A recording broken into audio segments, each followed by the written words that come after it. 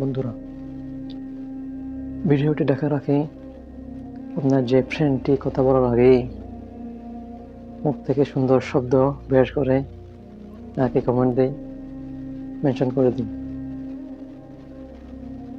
রাসূলুল্লাহ সাল্লাল্লাহু আলাইহি ওয়াসাল্লাম বলেছেন, তোমাদের কেউ যখন রোজা রাখবে সে যেন অশ্লীল কথা না বলে এবং ঝগড়া বিবাদ না করে। যদি কেউ তাকে গালি দেয় বা ঝগড়া করতে চায়, সে যেন বলে আমি রোজাদার।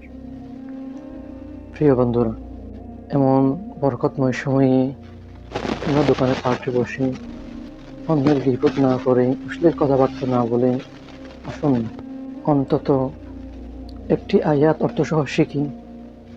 অন্তত যে সূরাগুলো আমরা পড়ি সেগুলোর অর্থ জেনে নিই। আল্লাহ পাক রব্বুল আলামিন আমাদেরকে দ্বীনে সহিহ বুঝ দান করুন। ভিডিওটি ভালো লাগলে শেয়ার করে আরো হাজার জনকে দেখার সুযোগ করে